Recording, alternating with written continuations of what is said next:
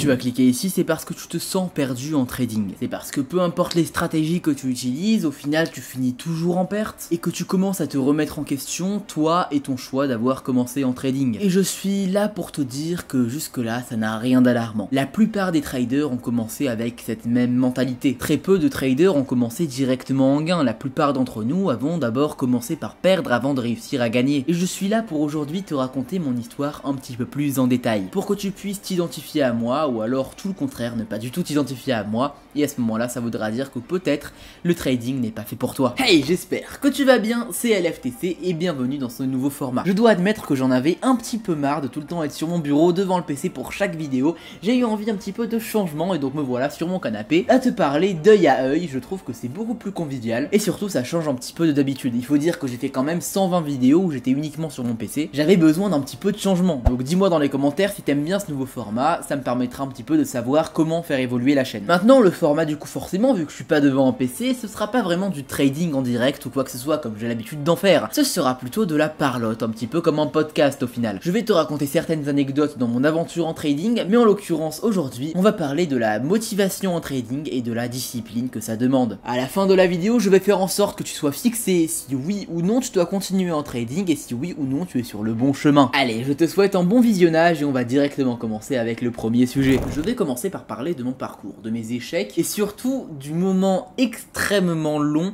que ça m'a pris pour enfin commencer à gagner. Il faut savoir que je suis réellement passé par toutes les erreurs possibles. Que ce soit le fait que je me sois fait avoir dans des stratégies miracles qui prenaient uniquement des indicateurs et qui parlaient ni d'analyse fondamentale, ni d'analyse technique, ni de gestion d'argent. Donc voilà, c'était des influenceurs sur les réseaux sociaux qui faisaient croire que le trading c'était facile et je m'étais complètement fait berner. C'est d'ailleurs comme ça que j'ai commencé le trading. Le souci c'est qu'à l'époque, il n'y avait pas vraiment de traders honnêtes là-dessus. Il n'y avait pas vraiment de personnes qui montraient vraiment les bases de l'analyse technique, de l'analyse fondamentale, de la gestion de risque, gestion d'argent, les probabilités, etc., etc. Je parle d'il y a quand même 6 ans de cela. Avant, il n'y avait quasiment que des personnes qui voulaient tout simplement t'arnaquer. Malheureusement, aujourd'hui, il y en a encore plus qu'avant, mais au moins, il y a une petite poignée de personnes qui sont honnêtes et qui ne veulent pas ton argent et qui veulent seulement ton bien. Pour t'aider à évoluer en trading, honnêtement, aujourd'hui, on est beaucoup mieux loti qu'il y a 6 ans. Mais en tout cas, le fait est que moi, je m'étais complètement fait avoir par un arnaqueur de ce style. Quand j'ai compris que je m'étais fait arnaquer, c'était quand même quelques semaines, voire quelques mois après que je l'ai rejoint, et j'avais quand même perdu une belle somme. Pour ne pas citer la somme, c'était quand même plusieurs milliers d'euros. Et je n'avais pas autant d'argent que maintenant, donc forcément, ça faisait vraiment mal. Et lorsque j'ai perdu subitement, j'ai eu envie juste de tout arrêter. J'étais vraiment pendant plusieurs semaines dans une ambiance mentale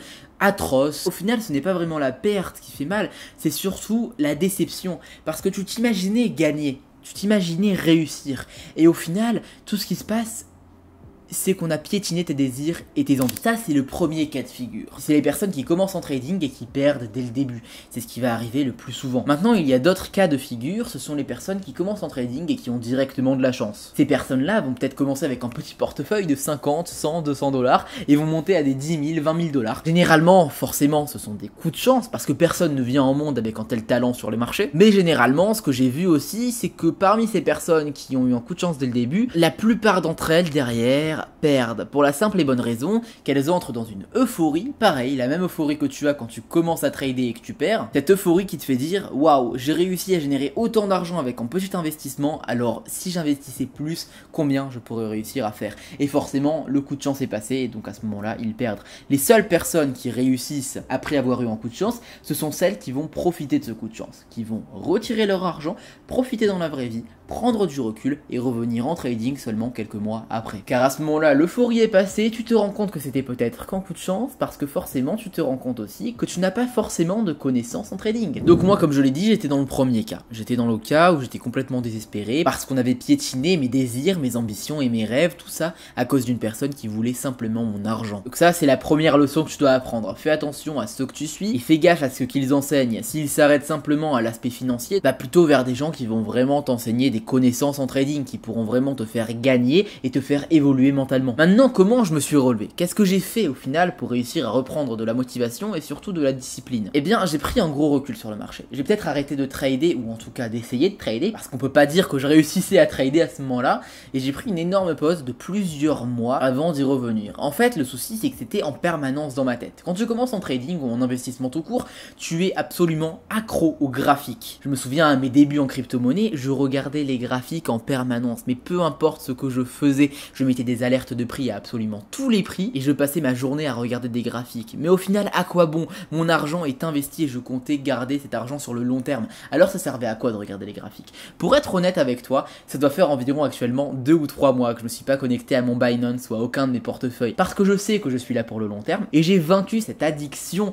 aux graphiques. J'arrive à ne plus avoir envie de les regarder parce que je sais que mon argent est actuellement investi et peu importe ce qui va se passer sur le graphique, je ne vais pas le retirer parce que je suis là sur le long terme. Maintenant, revenons-en à nos moutons, au trading. Donc le trading c'était à peu près pareil, j'arrivais vraiment pas à le sortir de ma tête et pendant ces mois de pause, c'était omniprésent dans mes pensées. Donc j'ai décidé forcément au bout d'un moment de revenir au trading. Cette fois j'ai essayé de me former et bien sûr je n'avais pas vraiment de mentor. Encore une fois, à ce moment-là sur internet il y avait quasiment que des arnaqueurs, donc j'ai dû apprendre des choses par moi-même. J'ai mis beaucoup de temps, j'ai mis beaucoup de pertes, d'accord? Quand tu trades sans mentor, c'est atroce parce qu'il y a personne pour pointer du doigt tes erreurs, personne pour te dire ça c'est pas bien. Et si jamais tu crées une stratégie qui fonctionne sur un jour, 2 jours, 3 jours, personne n'est là pour te dire c'est un coup de chance, reste prudent. Au contraire, tu rentres dans une certaine euphorie et au final c'est la désillusion. Et au final, vraiment, j'ai juste appris sur mes pertes. Je perdais à chaque fois et à chaque fois j'apprenais une leçon. Je perdais une fois et ensuite je me suis dit ah en fait ma gestion d'argent est complètement défectueuse. Une autre fois en me disant mais attends mais en fait ma stratégie jusque là c'était qu'en coup de chance. Et petit à petit j'ai aussi appris à de moins en moins me remettre en question. Même si ta stratégie ou ta gestion d'argent est parfaite, tu vas perdre parce que c'est mathématique. Si tu trades à l'infini, tu perdras une infinité de fois aussi.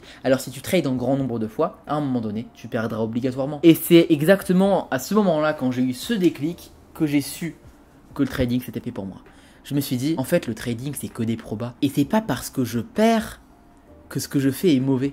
Peut-être que c'est juste un coup de malchance. Et c'est là où j'ai commencé à arrêter de me remettre en question en permanence, à arrêter de changer de stratégie en permanence. C'est à ce moment-là que j'ai réussi à gagner. Parce que j'ai commencé à me focaliser sur la même stratégie, à la peaufiner et à la maîtriser. Et c'est là où j'ai commencé à vraiment gagner. Maintenant, je ne dis pas que le trading c'est fait pour tout le monde. Et toutes les personnes qui prétendront le contraire seront des menteurs. Quand je dis que le trading c'est pas pour tout le monde, je parle de vraiment analyser soi-même les marchés et prendre ses trades tout seul. Si par exemple, toi qui regardes la vidéo, tu es dans mon groupe de copie de mes trades et que tu réussis très bien, mais que tu n'arrives pas à trader tout seul, alors peut-être que tu es dans ce cas. Parce que forcément, si tu copies les trades de quelqu'un, ça ne demande pas vraiment de compétences. Il faut juste que tu comprennes comment il envoie ses signaux. Mais c'est sûr que si tu souhaites trader par toi-même à ce moment-là, ce n'est pas fait pour tout le monde. Il y a des gens qui n'arriveront jamais et il faut l'accepter. Et c'est ça le plus difficile en trading. C'est de se rendre compte que trader c'est pas fait pour toi. Parce que si c'est pas fait pour toi en général c'est une erreur de mental. Et si t'as des problèmes dans la gestion de ton mental, tu auras aussi des problèmes pour te rendre compte que tu n'es pas fait pour ça. Donc écoute-moi bien, ça va être très très clair. Tout dépend de comment tu réagis à chacune de tes pertes. Si tu es en colère après chaque perte, c'est normal, c'est logique, c'est un petit peu comme le cycle du deuil. Donc t'as d'abord la désillusion, puis ensuite t'as la colère, etc.